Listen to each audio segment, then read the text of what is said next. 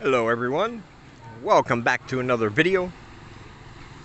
You know, there's a saying here in Cambodia, I'm sure you've heard it many times, well actually in all of Southeast Asia, same but different. Like things here kind of run the same thing as they would in your country, but they're just a little different, a little off. And without exception, that also includes things like superstitions and cults and things like that. I got two stories for you today about those things. Pretty interesting, I think. And I'm going to talk about all that in a minute.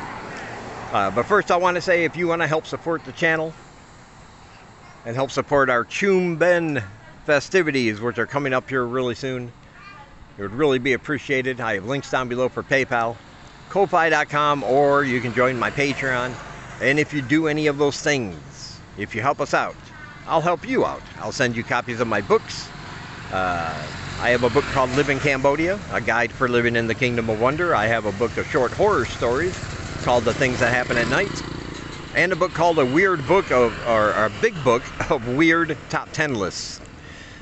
So yeah, you help us out, I'll send you copies of those. I'll send you all my exclusive content just for my supporters, and you'll be put on that list to receive all of that.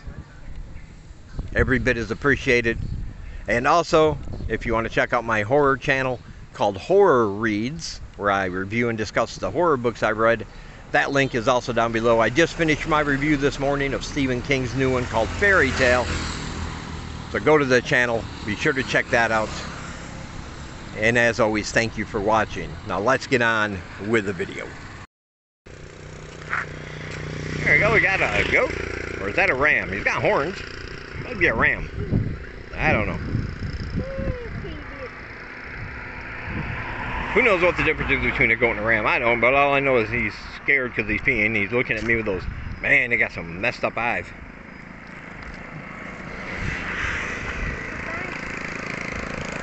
Bye, buddy. Goodbye. Man, are you going to curse me now? Ah, I knew it. Cursed.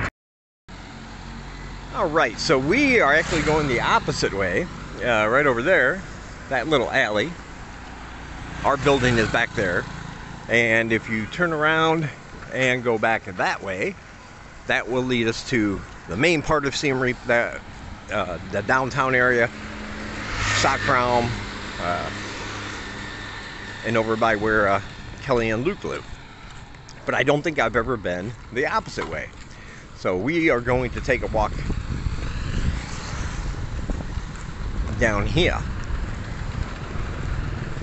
See what's going on, see if there's anything exciting. Maybe there will be, maybe there won't. But we'll find out together. Hello! Nice big open field there. Hi! Hello!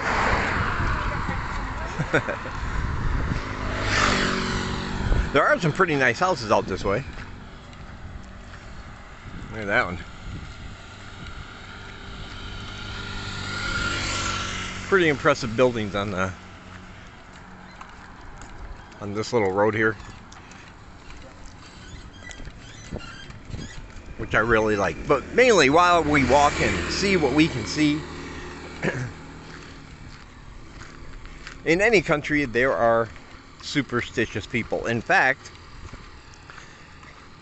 I read an article that said that almost 60% of Americans that were polled believe in ghosts and the paranormal. And yet, less than 50% believe in evolution. Could that explain why there are so many issues right now in America? Perhaps.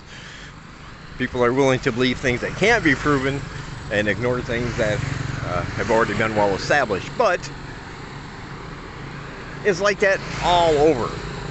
Cambodia is kind of a superstitious country. Most of their superstitions and things are grounded in their history, the legends from when kings ruled, you know, thousands of years ago. the beginning of the Angkor Empire and all that. But sometimes things happen and people seem to lose their minds, I guess you can say. Like I said, this is universal. Every country has their legends and stories and things they believe. They may seem weird to some people. But the first one I want to talk about is I guess you can call it a cult of sorts. And what had happened was a guy, a leader of a certain political party, prophesied. He considered himself kind of a prophet, and he said that he saw a great flood. That's right. He said he believed that Cambodia, most of Cambodia, was going to be underwater. A doomsday prophecy is what it was. But of course, he has a solution, because if you join him, you'll be spared. So apparently there were a lot of people that believed him. People sold their houses. People sold their land. People sold their vehicles, because they truly believed that this great flood was coming. And they figured, well, what good are our houses, our cars, our land? It's all going to be underwater and my family's going to be dead. So they sold all of their stuff, gave it to this group, and they all gathered at a farm near Kulin Mountain, near the bottom of a Kulin Mountain there, to ride it out. And there were enough people that it caused the government concern. Eventually they broke up the little group. They told them they had to leave. They couldn't be there. But upon further, and they signed some kind of agreement with the government saying, okay, we'll leave, but you have to give us these concessions, or something along those lines. But during the course of the investigation, which is still ongoing, so I don't know how it's all going to pan out, because this was just recently, by the way, they found out that all the money that these people had received from the selling of all their things, all their worldly possessions, went to the leaders of this certain group. Now the leader, and it could have been in excess of $2 million. That's $2 million, US dollars. So yeah, a lot of people, right? And they said, hey, we're not keeping it for ourselves. We're not using it for our own selfish purposes. We didn't make them give us all their money. And we were using it to feed, shelter, and clothe the people until the big flood came, and for continued protection after the flood happened. You know, rebuild a society kind of thing, I guess. Now, I don't know who you believe or who you don't believe, because like I said, it's still ongoing, and I'm sure further things will come out of it. I've been kind of following that story on the Khmer Times there. But even in this, I mean, this has been a particularly heavy rainy season. It's rained a lot. I mean, more than usual. We get the tail end, the buffering of some typhoons and things from different areas, especially near the borders. There's been a lot of flooding, a lot of flash floods. A lot of people have drowned this rainy season. And so I guess if that's what you're reading all the time and that's what you're seeing, this prophecy about a great flood that's going to wipe out all of Cambodia might, to some people, seem a little reasonable. Now, some people, I said, that when they first went into the compound, even if they didn't have a lot to sell and not a lot of money to give, that they were still asked for $100 each in a donation for the cause before they were allowed in.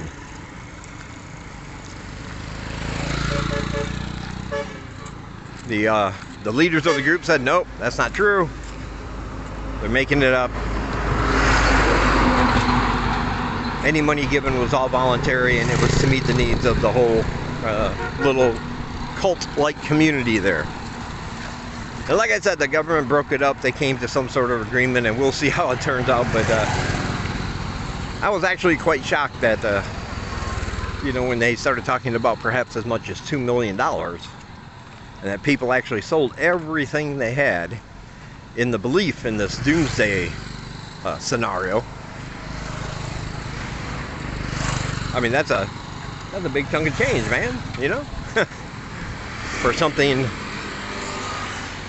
as simple as one guy going, I'm a prophet, I've been told, you know, by whatever gods, the spirits, intuition, whatever you want to call it, that this is going to happen, and people just said, yep, I can trust that guy. So I'll be following that story. I'm anxious to see how it turns out because, of course, it sounds very, very scammy.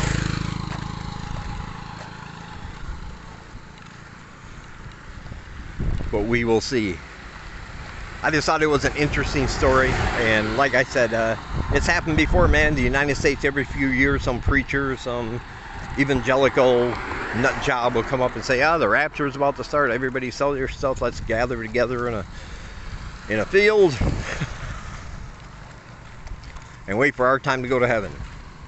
And then, of course, when it doesn't happen, they all say the same thing. Oh, I made a miscalculation in my when I was doing the old research there, and I missed it by one number. It's going to be next year. Trust me, it's going to be next year. Yeah. It's funny, man. People get upset sometimes when they have to wait 10 minutes to receive a text message back. And yet, hey, Jesus is coming back for 2,000 years, and they still like, yeah, it's going to happen.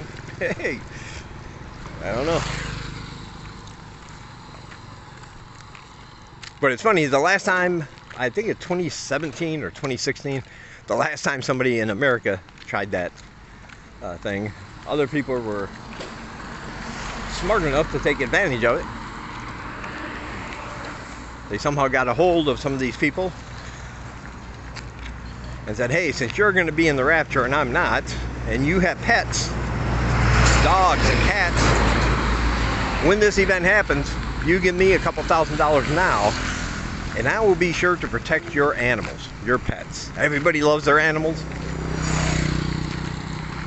And they made quite a bit of money off people who said, that sounds fair. They believed it so much they were willing to give this guy like $2 grand per animal to take care of their animals after they were raptured into heaven. And of course it didn't happen. There were no refunds, of course. They were told that from the beginning. If it doesn't happen, So it boggles the mind sometimes. But the second story is a good old ghost story. There was a school, a local Khmer school.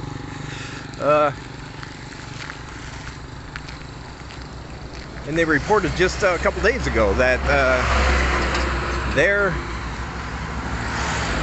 a bunch of students, like a whole classroom of students, suffered.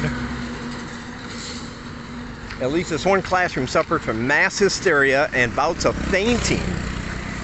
Some of the students actually passed out fainting, had to receive medical care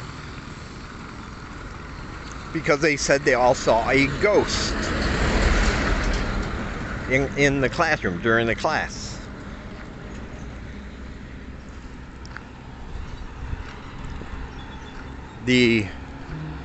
A certain Ministry of Education spokesman said that had to, of course, issue a statement telling the parents not to be worried, assuring them their building is not haunted, and saying they are going to go in and find out what really happened. That's the way they put it.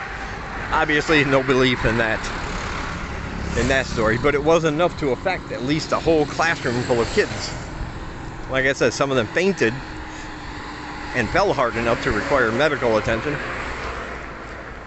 Others were hysterical and wouldn't stop crying, wouldn't stop screaming.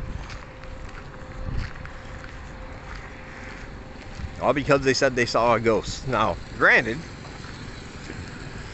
if there was a person you knew to be dead and all of a sudden you're seeing them floating around in front of your eyeballs, that could be a little unsettling. I'm sure it would upset some people. But of course, there's no evidence of anything like that even being real, so.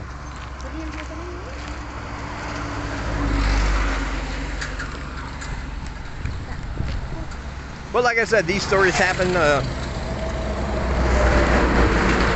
all the time, all over the world. I'm sure you guys, or at least most of you guys, probably at some point in your life have heard rumors, stories passed down from generation to generation of ghostly visitors, apparitions in the woods, woman in white appearing before your eyes on a lonely bridge, mourning the loss of her child who accidentally drowned there, or something along that nature. So if you have, I'd really like to hear about them in the comments. I love those kind of things. I don't believe in them, but I'm entertained by them. I like hearing about lore and legends and spooky things that go bump in the night.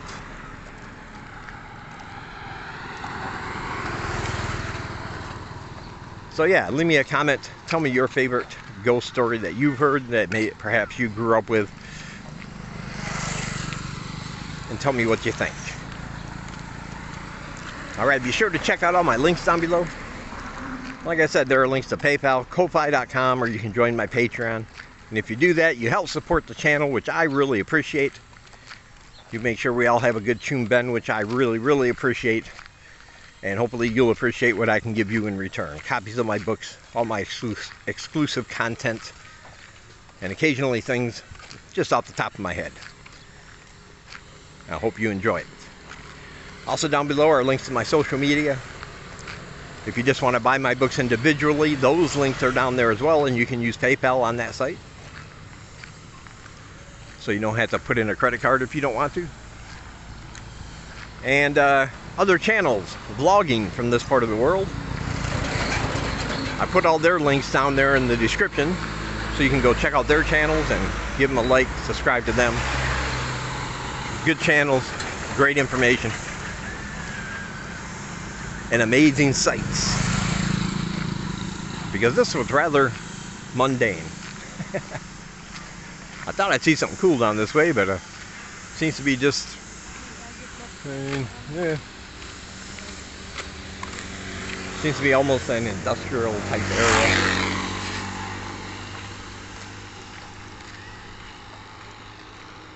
Not really much going on. Yeah, but it was worth it. You don't know until you go. But anyway, thank you guys for watching. Don't forget to like the video. Subscribe if you have not. And I will talk to you in the next one.